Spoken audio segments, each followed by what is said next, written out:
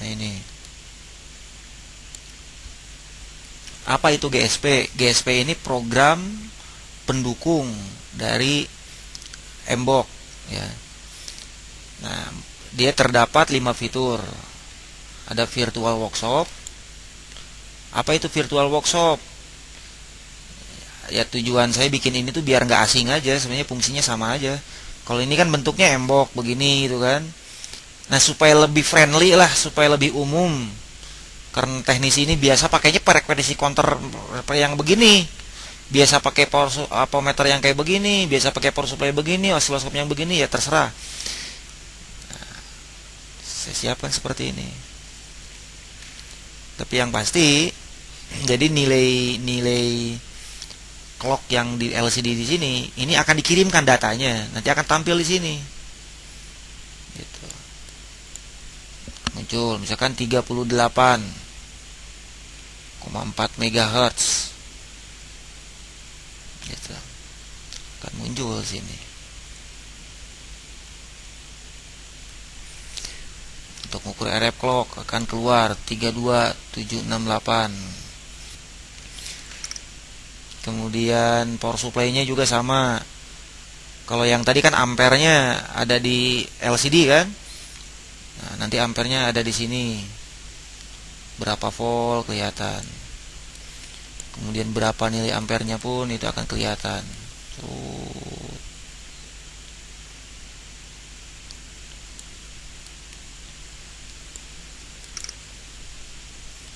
Kemudian untuk ngatur tegangannya ini kan masih dicolok. Nanti enggak ininya diputar. Untuk avometer ininya bisa kita putar. Nilainya nanti ini keluar.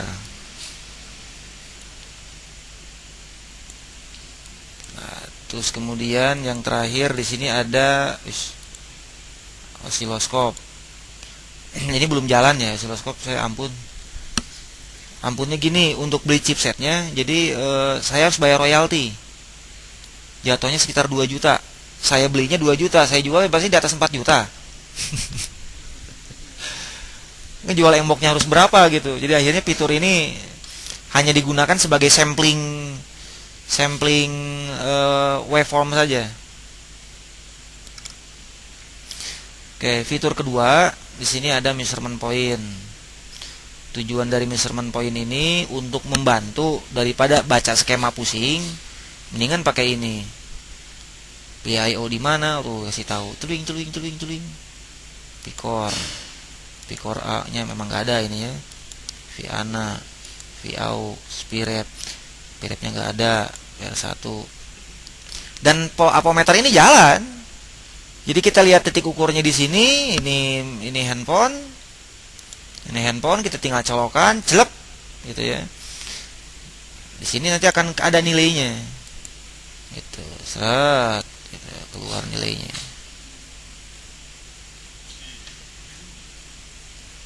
Nah, untuk frekuensi counter pun sama, untuk ukur clock misalkan, sleep clock, ini akan muncul di sini tulisannya.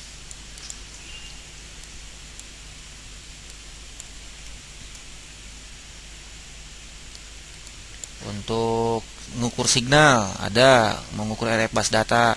Ini osiloskopnya nggak jalan, ini hanya menunjukkan sampel waveformnya. Barangkali nanti kita punya uang beli osiloskop. Seperti apa sih bentuk RF bus data kalau kita ukur di sini?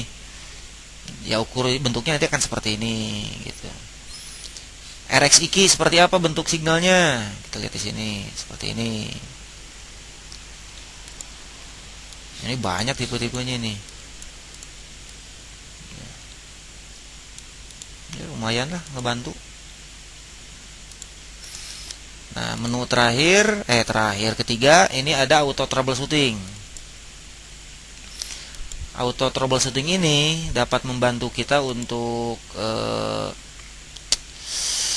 menyelesaikan suatu kasus, masalah mati total, masalah user interface, masalah signal. Mati total misalkan, klik. Nah, ini berupa tanya jawab nantinya. Kita baca dulu di sini. Apa pesan errornya? Katanya password error, kita pilih. mulai troubleshooting. Nah, program auto troubleshooting ini program yang membantu menggiring kita dalam menyelesaikan suatu kasus. Nah, menggiring ya. Jadi di sini contoh saja. Langkah yang harus dilakukan, tekan power on, kemudian letakkan probe seperti tampilan di atas untuk mendapatkan nilai VIO. Tancap di sini. Nah, nanti kan ngukur dia, set. VIO oke. Analyzing. Nah, dia langsung loading. Si program ini secara otomatis akan menggiring kita. Oh, VIO-nya oke, 1,8 volt katanya, bagus. Bagaimana dengan V-core-nya? Ukur V-core-nya. Set. Nilainya ini V-core too low. Analyzing. Loading. Cerat. V-core tegangan terlalu rendah. Ukur RSTX. Ukur RSTX-nya, seret. Keluar 0,4 volt.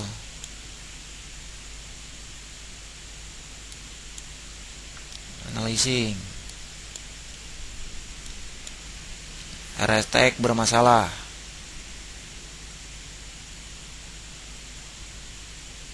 Terus langsung kasih tahu blower. Wah, berarti retunya bermasalah. Gitu. Blower gitu. Di sini ketegangan RSTX dengan terlalu rendah, kerusakan pada retu. Ini baru satu mata rantai kecil ya. Ini sebenarnya bisa banyak, tergantung dari permasalahannya. Kita pun dapat bisa melakukan dengan cara manual, dengan memilih di sini VIO-nya ada enggak, tidak ada. Cek pibat satunya ada, oke, itu. Gitu. VIO ada, V-core ada, PowerX ada, biar ada semua. Ya udah, CPU. PIO-nya ada, V-core ada, PowerX ada, baseline oke, sleep clock-nya ada, RF clock-nya ada, distribusi PIO RAP-nya masuk, distribusi V-core masuk, langsung RAP. Gitu. Banyak tipe-tipe handphonenya ini tuh. Termasuk masalah signal, masalah UI. Nah, signal pun bisa pakai osiloskop, bisa pakai self test. Pakai self test, klik. Nah, signal bermasalah, cek CDSP menggunakan self test. Klik bla bla bla bla bla. Lihat result mana yang no result. Nah, misalkan power supply-nya masalah, klik. Mulai troubleshooting. Ukur internal regulatornya. Ada. Aneh yang rusak berarti. Banyaklah ini. Nah, terus ada komponen layout. Komponen layout ini untuk ngebantu ini aja. Ngebantu tata letak komponen. Ini sekitar 80-an.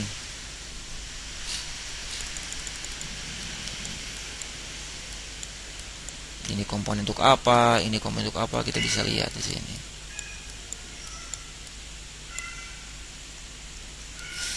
Terus ada komponen pin out.